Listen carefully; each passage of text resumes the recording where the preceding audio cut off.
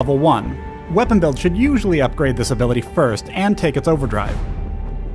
Passively, Glaive's Bloodsong ultimate causes each of Glaive's basic attacks to grant him a small lifesteal bonus. This bonus stacks with each new attack up to a substantial maximum. When activated, Bloodsong consumes all current stacks to deal crystal damage to all nearby enemies. Each stack consumed adds bonus crystal damage. I recommend learning and fully upgrading Bloodsong in nearly all cases. Glaive has a number of good item paths.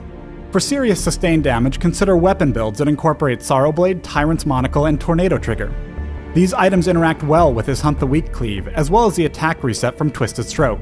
Taking defense items like Fountain and Crucible, along with utility items like Warhorn, create a strong support path, allowing Glaive to initiate and peel for his team and bring some extra durability to the battle. Finally, Crystal can turn Glaive from a lumbering threat into an assassin. Aftershock followed by heavy crystal items and at least one clockwork pair really well with the Afterburn Overdrive, bringing the cooldown low enough that he can dash very frequently. A teamfight is about to break out in the lane as Adagio moves in to bait the enemy team. Vox's Pulse reveals the nearby Glaive and Arden, but it's too late. Arden is already throwing down the gauntlet, setting Glaive up for an ideal Afterburn. Glaive has knocked the enemy Saw directly through the gauntlet walls, dealing the full damage from both abilities and leaving him stunned. If left unchecked, Saw will swing the engagement back in the enemy team's favor, so they quickly pivot to chase him down. As they move, the enemy Arden drops his own gauntlet. Note that Glaive has enough range to attack Saw through the perimeter.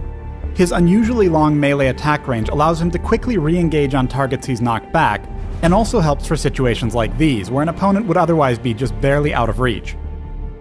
Saw is regenerating health fast, and the enemy Arden is doing everything he can to keep him alive. But another Afterburn and Saw is knocked directly towards Adagio, who is already channeling his ultimate. Coupled with the brief stun at the end of the knockback, Saw has no choice but to accept his fate. A well-played Glaive is not just a strong duelist, but also an incredible asset to a coordinated team.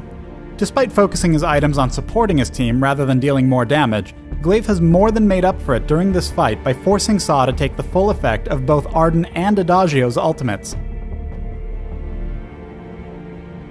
Thanks for watching the Glaive Hero Spotlight. Download Vainglory free on the Apple App Store and join us in the Halcyon Fold.